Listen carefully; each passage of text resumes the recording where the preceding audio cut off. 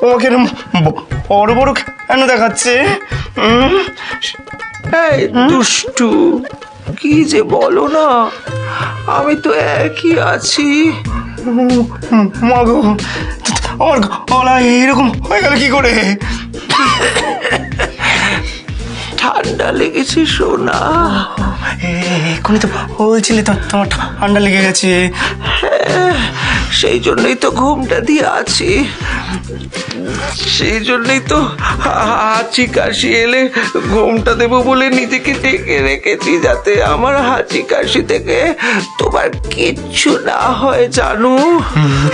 এই ভালো তুমি। আমাদের দুজনের যদি শরীরটা খারাপ হয়ে যায় তাহলে বাড়ি ফিরবো কি করে, তাই না? ঠিক আছে, তুমি না ওমটা দিয়ে রাখো, কিন্তু আছে এসো। এসো না। কি হলো? সকালে উঠে গোবর জলে চান করে শুদ্ধ হতে হবে, আর তার সঙ্গে ওই বেটা মানিকের ঠোঁটে আর মুখে বাথরুম পরিষ্কার করার ব্রাশ যদি না ঘষেছি আমি। কি গো, আছিস?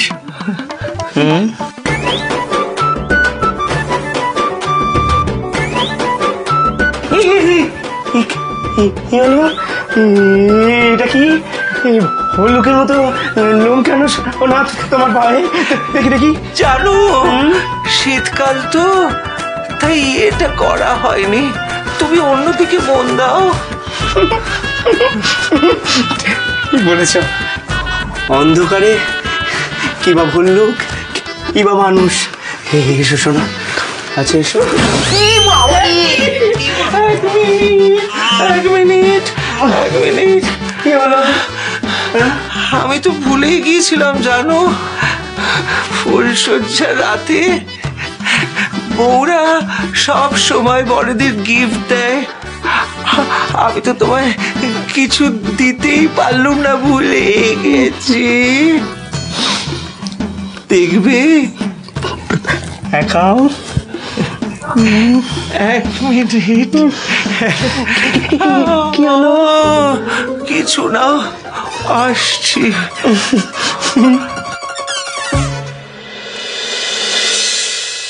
যেভাবে আমি আমার দুলহানিয়াকে পাওয়ার জন্য এত কষ্ট করেছি,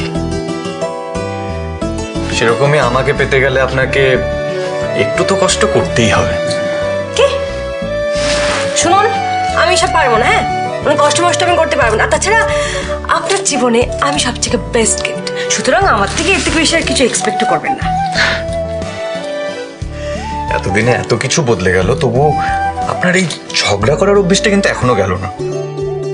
কি বললেন? আমি ঝগড়া করি? আমি ঝগড়ুটে? তা না হলে কি এখন আপনি কি করছেন? ওই দেখুন আমার দেওয়া উপহারটা। ফুলসজ্জার রাতে আমি আপনাকে এত সুন্দর একটা উপহার এনে দিলাম। কোথায় এটাকে একটু যত্ন করে ফুলদানিতে সাজিয়ে রাখবেন, তা নয় আপনি এটাকে যা সিম্পলি এখানে এনে রেখে দিলেন। আমার দেওয়া উপহারের তো আপনার কাছে কোনো দামই নেই। না, সেটা না, দাম নেই তো একবার আমি বলিনি। আসলে হাতের কাছে তো কোনো ফুলদানি পাইনি, তাই এরম ভাবে রাখলাম। আর তাছাড়া শুনুন, আপনার দেওয়া গিফটের কোনো দাম আছে কি নেই আমি একটু দেখাচ্ছি, দাঁড়ান। কথা শোনাচ্ছে না, নাকি গিফটের দেওয়া কোনো দাম নেই।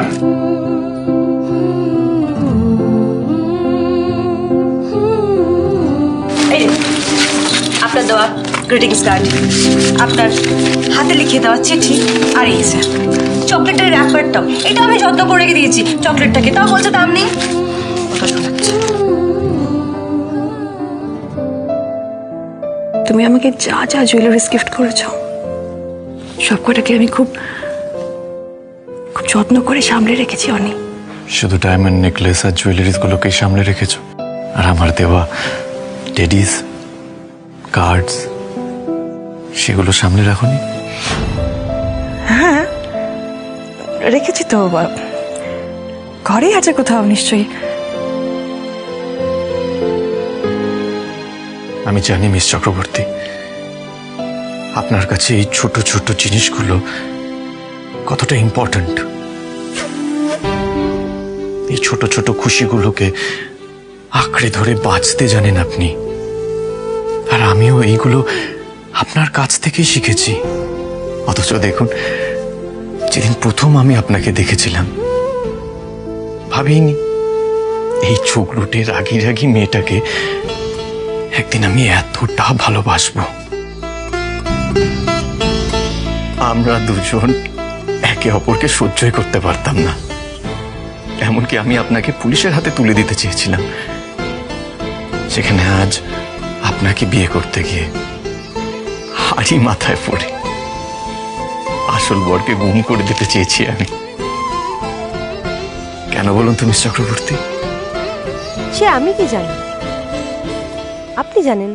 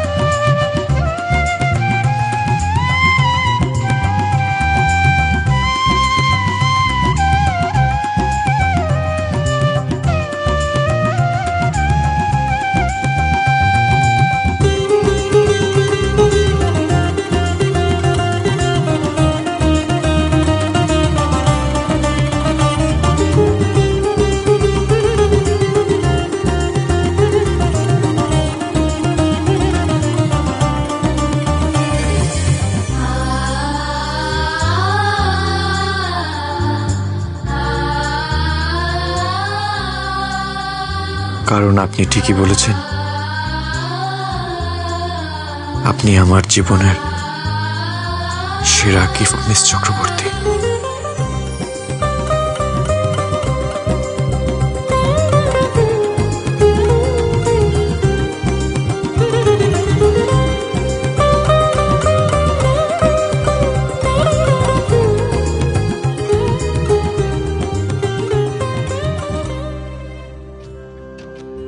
মিস চক্রবর্তী নয়, মিসেস রয় চৌধুরী।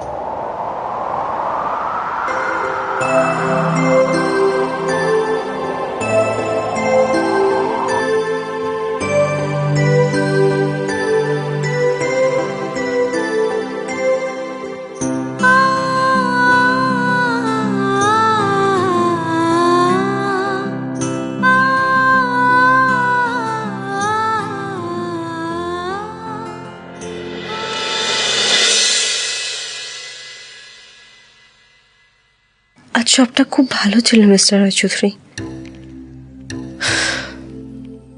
শুধু একটাই দুঃখ রইল, বাবা যদি একবার এসে সব অভিমান ভুলে আমাকে কাছে টেনে নিয়ে একবার আশীর্বাদ করতেন তাহলে আমি খুব খুশি হতাম। আপনার এই ইচ্ছাটাও একদিন ঠিক পূরণ হবে, আমি বলছি।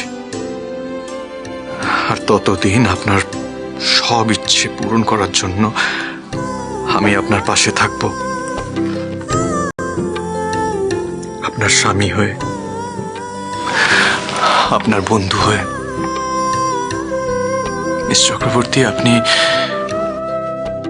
আমার আর আরুর জীবনে এসে আমাদের জীবনটাই পাল্টে দিয়েছেন।